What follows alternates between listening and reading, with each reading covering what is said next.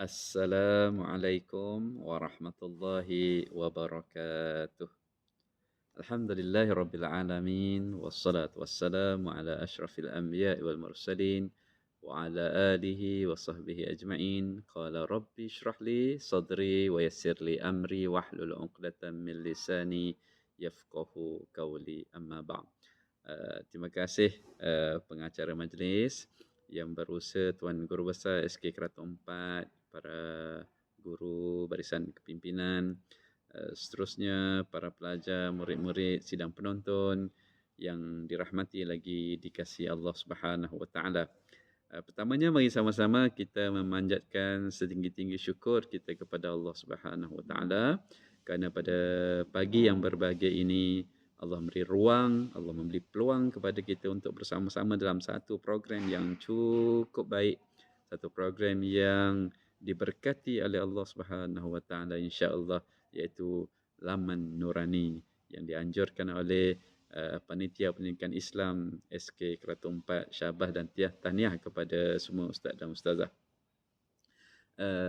Tuan-tuan sidang penonton yang dirahmati Allah sekalian, pada pagi yang berbahagia ini saya diamanahkan untuk berkongsi dengan tuan-tuan semua berkenaan dengan satu peristiwa yang telah pun berlaku pada junjungan besar kita Nabi Muhammad sallallahu alaihi wasallam. Cuba teka peristiwa apa? Ya, peristiwa tak lain dan tidak bukan iaitu peristiwa Isra dan Mi'raj. Saya nak mulakan pertemuan kita pada pagi ini dengan membaca sepotong ayat daripada Al-Quran yang berbunyi A'udzubillahi minasyaitonirrajim. Subhanallazi asra bi'abdihi laylan minal masjidil haram ilal masjidil aqsa alladzi barakna hawlahu linuriyahu min ayatina innahu huwas samiul basir. Yang bermaksud, Maha Suci Allah yang telah memperjalankan seorang hambanya pada satu malam daripada Masjidil Haram di kota Mekah Al-Mukarramah ke Masjidil Aqsa di negeri Palestin, yang kami berkati persekitarannya dan kami ingin menunjukkan kebesaran dan keagungan Allah Subhanahu Wa Taala. Sesungguhnya Allah Maha mendengar lagi Maha melihat.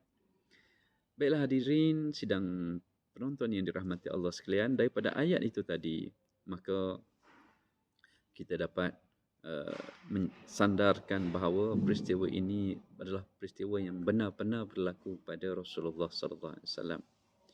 Peristiwa ini hanya berlaku pada tubuh badan Nabi sallallahu alaihi wasallam secara nyata, bukan secara mimpi, bukan secara dalam tidur, tidak.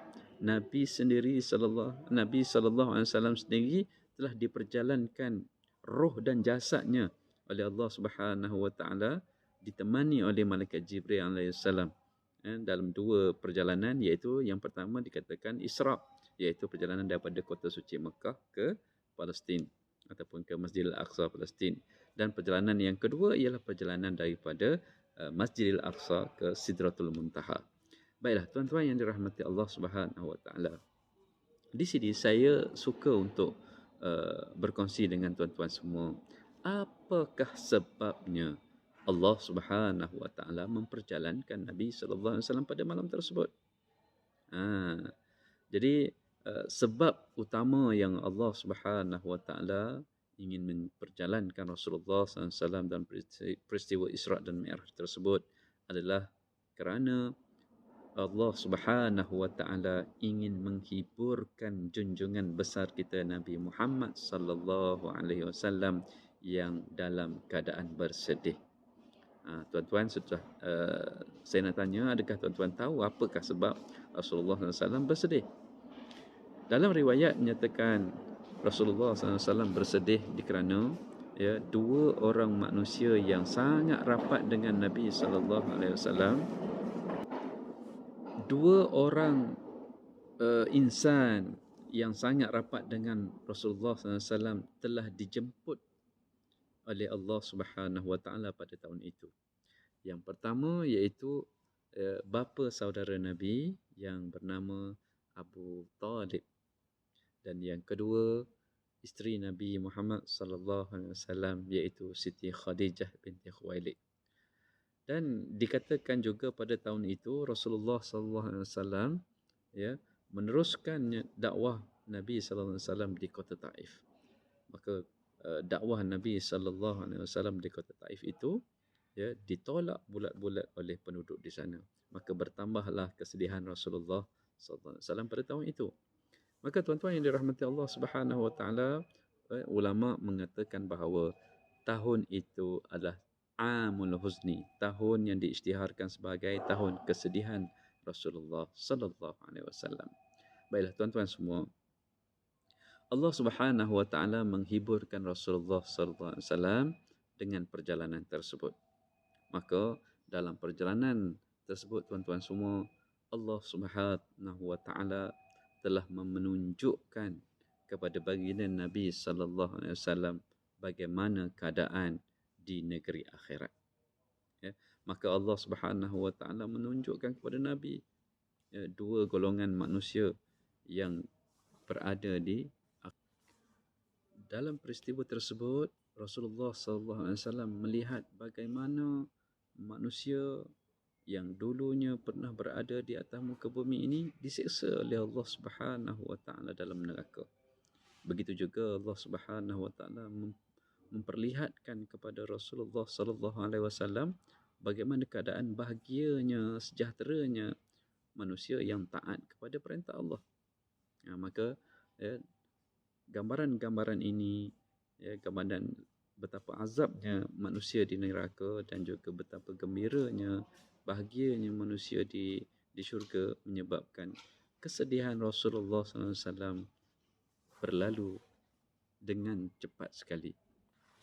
Rasulullah dipertontonkan oleh Allah Subhanahu wa taala bagaimana keadaan manusia yang dulunya masa hidupnya dia manusia yang suka melemparkan fitnah, manusia yang suka melakukan ghibah, manusia suka memperandakan hidup manusia yang lain. Maka Nabi diperlihatkan azabnya mereka diseksa oleh Allah Subhanahu wa taala. Begitu juga Nabi dipertontonkan bagaimana keadaan dan juga nasib mereka yang suka makan harta anak yatim. Golongan penzina, golongan yang makan riba, begitu juga golongan wanita yang tidak menjaga auratnya, yang tidak menjaga kehormatannya dan sebagainya. Maka Rasulullah SAW melihat dengan matanya sendiri, mata kepalanya, bagaimana keadaan dan juga gambaran di negeri akhirat yang sebenarnya.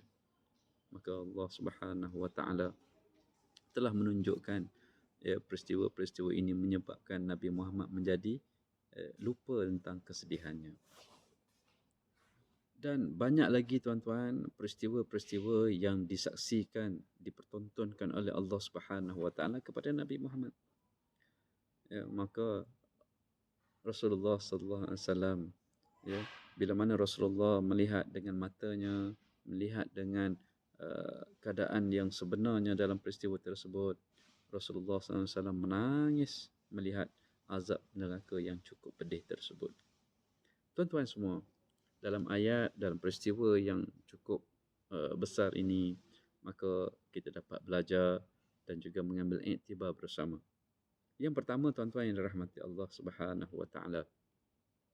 Dalam ayat ini Allah Subhanahu wa taala memulakan dengan ayat subhanallazi, iaitu bermaksud maha suci Allah. Maka pengajarannya ulama kata kita perlulah membesarkan Allah Subhanahu wa taala. Allah Subhanahu wa taala sangat menyukai orang yang membesar-besarkan Allah. Contohnya perkataan subhana yang kita selalu sebut perkataan tasbih, iaitu subhanallah. Maka kita dianjurkan untuk memperbanyakkan menyebut perkataan tasbih, iaitu subhanallah. Nabi SAW menyebut tentang perkataan tasbih ini tuan-tuan, sebagaimana sabda Nabi SAW. Nabi sebut kalimatani hafifatani 'alal lisan sakilatani fil mizan habibatani ila rahman subhanallah wa bihamdi subhanallahil azim. Yang bermaksud dua kalimah yang sangat ringan untuk disebut oleh lisan, sangat berat timbangannya di sisi Allah dan sangat disukai, dan dua kalimah ini sangat disukai oleh Allah yang bersifat Ar-Rahman. Apa dia? Subhanallah wa bihamdih, subhanallahil azim. Maka insya-Allah tuan-tuan yang dirahmati Allah, kita sama-sama jadi dengan hadis yang kita dengar sebentar tadi, maka kita dapat fahami bahawa kalimah tasbih subhanallah wa bihamdih subhanallahil azim merupakan kalimah yang sangat besar ganjarannya di sisi Allah Subhanahu wa taala. Baik, yang kedua, pengajaran ataupun ibrah yang kedua daripada peristiwa Isra' dan Mi'raj ini, iaitu Allah Subhanahu wa taala menyeru kepada kita supaya mengimarahkan masjid. Berdasarkan peristiwa Isra' dan Mi'raj ini, Allah Subhanahu wa taala memperjalankan Nabi sallallahu alaihi wasallam daripada dua masjid, Masjidil Haram di Mekah dan juga Masjidil Aqsa di Palestin. Maka tuan-tuan yang dirahmati Allah, masjid ini merupakan satu destinasi, satu tempat yang mesti kita kunjungi pada setiap hari. Allah Subhanahu wa taala menyuruh kita menyuruh kita mengimarahkan rumahnya. Nabi sallallahu alaihi wasallam ada menyebut tempat yang paling disukai oleh Allah Subhanahu wa taala dalam sebuah negeri itu ialah masjidnya. Maka jelas di sini tuan-tuan, menjadi tanggungjawab bagi kita semua untuk mengimarahkan masjid. Sama ada dengan mengimarahkannya dengan solat 5 waktu, majlis ilmu, ataupun kita menganjurkan program-program kemasyarakatan dalam masjid, ataupun kita membantu bersama-sama memulihara fizikal masjid itu sendiri. Kita sama-sama bergotong royong untuk menceriakan masjid, ataupun ada yang berkemampuan, dia boleh bayar bil masjid dan sebagainya.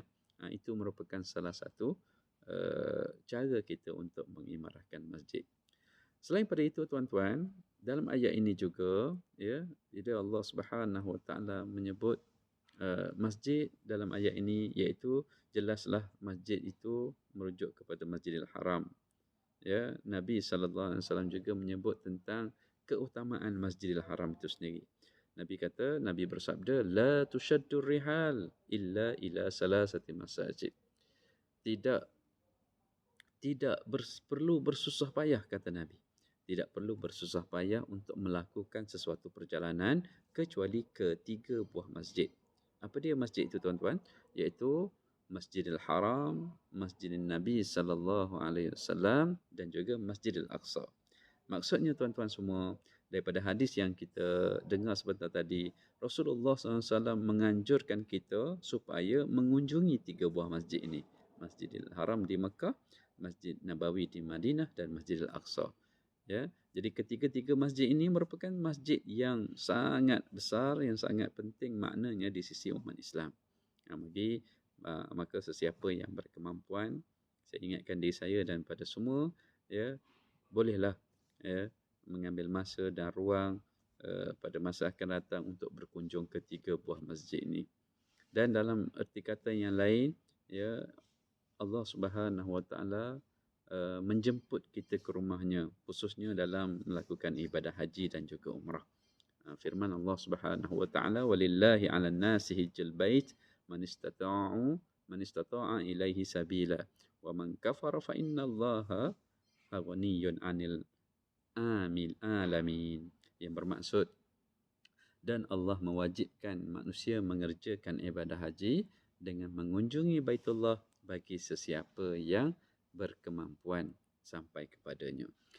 Dan sesiapa yang kufur daripada perintah Allah Subhanahu wa taala itu, maka sesungguhnya Allah Maha Kaya, tidak berhajatkan sesuatu pun daripada sekalian makhluk. Maka kita daripada ayat ini tuan-tuan, ulama telah mengeluarkan hukum, iaitu hukumnya wajib bagi setiap manusia yang beriman kepada Allah Subhanahu wa taala untuk melakukan ibadah haji dan umrah sekali seumur hidup. Maknanya wajib bagi kita tuan-tuan. Yang mana yang berkemampuan, yang mana yang mempunyai syarat-syarat dia, wajib kita untuk mengunjungi Baitullah, mengerjakan ibadat haji dan umrah sekali seumur hidup. Ya, bagi yang tidak berkemampuan, jangan risau. Allah Subhanahu Wa Taala sentiasa membuka ruang dan peluang pada kita, maka kita berdoalah bersungguh-sungguh kepadanya untuk sampai ke sana. Baik. Suka juga saya nak berkongsi dengan tuan-tuan kelebihan orang yang mengerjakan haji dan mengerjakan umrah ni. Ya, Nabi SAW menyatakan bahawa bersabda, al-hujjaj wal ummar waftullahi azza wa jal. Fa in da'awhu ajabahum wa in istaghfaruhu ghafara lahum. Rawahu An-Nasa'i wa Ibnu Majah. Baik, hadis ini bermaksud orang yang mengerjakan haji dan umrah wafdullahi azza wa jal, iaitu mereka adalah tetamu agung Allah Subhanahu wa taala. In da'awhu ajabahum, kata Nabi, sekiranya mereka berdoa, nescaya Allah Subhanahu wa taala perkenankan. Wa inistaghfaruhu ghafara lahum, sekiranya mereka memohon keampunan daripada Allah Subhanahu wa taala, nescaya Allah akan ampunkan dosa-dosa mereka. Jadi jelas di sini tuan-tuan, kelebihan orang yang mengerjakan haji dan umrah ini ada 3, iaitu yang pertama, mereka bukan sekadar orang biasa, tetapi Allah naikkan darjat mereka, orang yang mengerjakan haji dan umrah ini, sebagai tetamu agung Allah Subhanahu Wa Taala. Itu yang pertama. Dan yang kedua, bila mana menjadi tetamu agung Allah Subhanahu Wa Taala ini, maka Allah akan memperkenankan doa-doa mereka. Ini kelebihan orang mengerjakan haji dan umrah. Nabi kata, nescaya Allah perkenankan doa mereka. Dan yang ketiga, yang tak kurang penting juga bagi kita semua, iaitu orang yang mengerjakan haji dan umrah ini, Allah Subhanahu Wa Taala akan mengampunkan dosa-dosa mereka. Masya Allah. Ini antara nikmat yang besar yang Allah kurniakan kepada mereka yang mengerjakan haji dan umrah. Baik. Dan yang ketiga tuan-tuan semua, pengajaran yang kita boleh ambil daripada peristiwa Isra' dan Mi'raj, iaitu pensyariatan ibadat solat yang agung. Ya, tuan-tuan yang dirahmati Allah, sebagaimana yang kita sedia maklum, ibadat solat merupakan ibadat yang pertama dan terawal yang akan dihisap oleh Allah Subhanahu Wa Taala bila mana kita pulang ke rahmat Allah. Dan ibadat solat ini tuan-tuan merupakan satu lambang pengabdian kita kepada Allah Subhanahu Wa Taala. Allah Subhanahu Wa Taala berfirman dalam surah Taha yang berbunyi, Innani anallah la ilaha illa ana fa'budni wa aqimis salata li zikri. Sadaqallahul azim, yang bermaksud Allah Subhanahu Wa Taala berfirman, sesungguhnya aku ini adalah Allah. Allah kata, aku ini adalah Allah, tidak ada Tuhan yang berhak disembah melainkan Allah. Fa'budni, Allah kata, maka sembahlah aku, wa aqimis salata li zikri, dan dirikanlah solat untuk mengingati aku. Maka tuan-tuan yang dirahmati Allah, solat merupakan perkara yang menjadi lambang kepada kita sebagai hamba-Nya. Orang yang tidak solat bermaksud dia tidak menjadi hamba Allah, orang yang tidak mengabdikan diri kepada Allah. Ingat, inilah satu-satunya ibadat yang sangat mustahak untuk kita jaga, dan ia akan dihisap oleh Allah Subhanahu Wa Taala yang terawal sekali. Maka sama-sama kita menjaga ibadat solat kita. Ada seorang hamba Allah ni tuan-tuan, manusia ni, dia dulu pernah hidup di atas muka bumi ni, namun begitu dia tidak mahu beribadat kepada Allah Subhanahu Wa Taala. Nama dia Firaun. Maka Allah Subhanahu Wa Taala cerita kepada Nabi Muhammad bagaimana nasib Firaun yang tak mahu mengabdikan diri, mengesakan Allah, mengagungkan Allah dan menyembah Allah. Allah cerita dalam surah Ghafir bahawasanya Allah Taala sedang mengazab Firaun dan tenteranya dalam alam barzakh sekarang ni sehinggalah hari kiamat nanti. Apabila datang hari kiamat, maka Allah Taala perintahkan para malaikat supaya mencampakkan Firaun dan tenteranya ke dalam api neraka. Nauzubillahi min zalik. Jadi tuan-tuan yang dirahmati Allah, kita sebagaimana yang kita sedia maklum bahawa solat ini, solat yang berkualiti, solat yang khusyuk dapat memelihara kita daripada perkara maksiat. Bagaimana yang Allah sebut, yang Allah firman dalam Al-Quran surah uh, Al-Ankabut, Allah berfirman, Inna salata tanha anil fahsya'i wal munkar wala zikrullahi akbar wallahu ya'lamu ma tasna'un. Sadaqallahul azim. Sesungguhnya solat itu dapat mencegah daripada perbuatan keji dan perbuatan mungkar. Dan sesungguhnya, dan Allah kata, ingatlah Allah mengetahui akan apa yang kamu kerjakan.